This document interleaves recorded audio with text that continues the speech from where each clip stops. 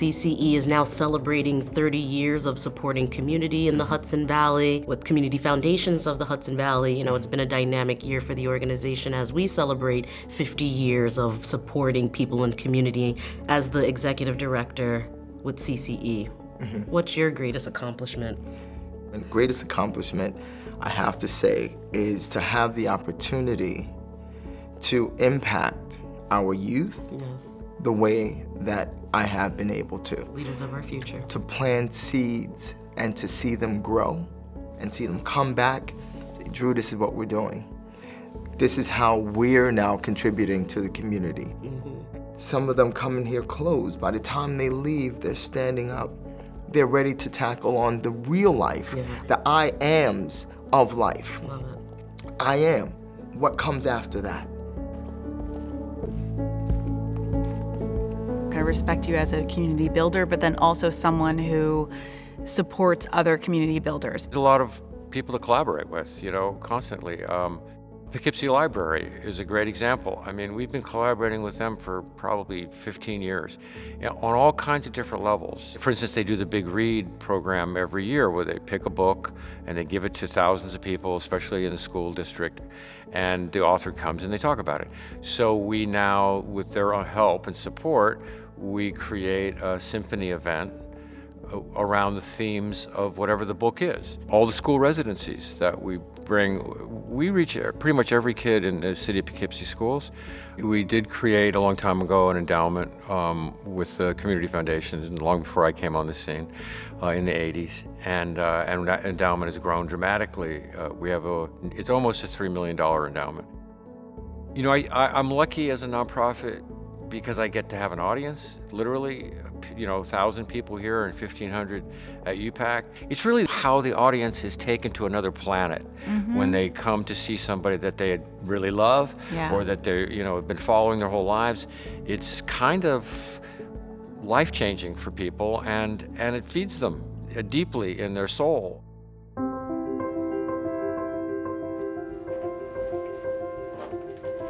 Well, philanthropy is just giving back, you know, whether it's a local level, like the community foundations, or at a global level. But, you know, you can start small. When I first met you, I still am driving for a county. I take the elderly to doctor's appointments, wait for them and pick them up and, you know, take them home. So you do both personal work and you are generous with your dollars. I have a fund through the community foundations. So Bob, what is the ultimate goal here for you? Why did you create this? What are you hoping to achieve? Well, the whole goal is to try to make a difference in people's lives, right? It's small and large. I mean, you look at Hudson Valley Seed with the kids getting nutritional education. Emmanuel House, if you have a mom has a baby that's healthy because they got medical help from Emmanuel House, those are the types of things that you hope. And as you said before, this fund will last in perpetuity, so it'll continue to benefit.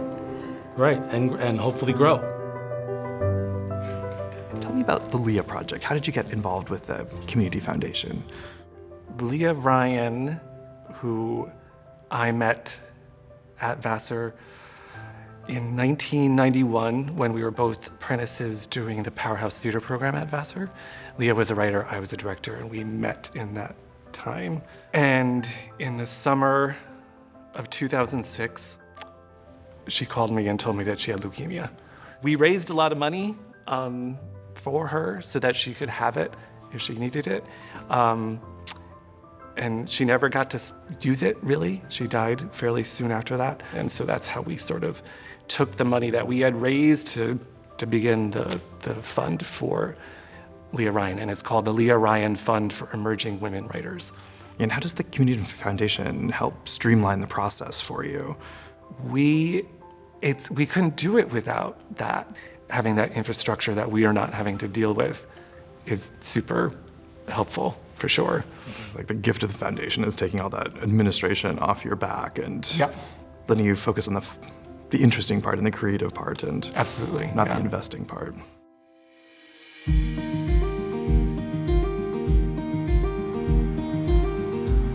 I have been running nonprofit organizations since 1992, and I'm always fascinated about why people get involved philanthropically, why they want to volunteer, why they want to donate. I'd love to hear what motivates you and how you define philanthropy. I've been very fortunate in my life, and a lot of good things have happened for me, and this is a way that I can give back a little bit of what I've gotten. I'd love to think that when I'm, ready to go, that I left the world a slightly better place than I found it. So that's really what it means for me. Do you have a vision of what any particular child might be doing, say, 10 years from now as the result of Hudson Valley Seed and your support of it? There's so many different levels of success that are possible. I would love to see one of these kids become a farmer. So the Hudson Valley is losing farming at an alarming rate. And if one of them used this experience as an impetus to get them into a farming career, that would be wonderful.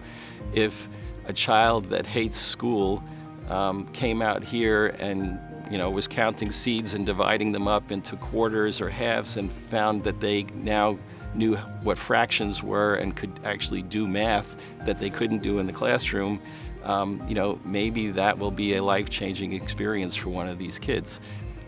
I don't need to see the 5,000 kids that come in become successful. I need to think that a few of them will be changed by this experience.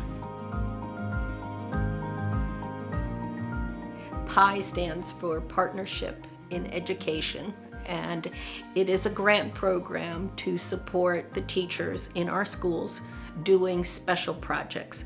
There are so many opportunities to do so many special projects from the elementary through the high school level. The students I have right now are 11th and now they're 12th graders. When they started, they were in 11th grade, and they've been teaching students throughout the district. They just wrote a kindergarten curriculum that's being used in our K-8 science room, which was really born out of the first grant that I wrote in 1990. And now every single elementary student in our building will come to the K-8 science room for a day of instruction. So that was like a simple idea way back then, is a district initiative. Well, I'm really proud that the Community Foundations has funded hundreds of grants and given out hundreds of thousands of dollars. And just hearing you speak, if we multiply that over and over again about the impact that these grants have made, it's fantastic.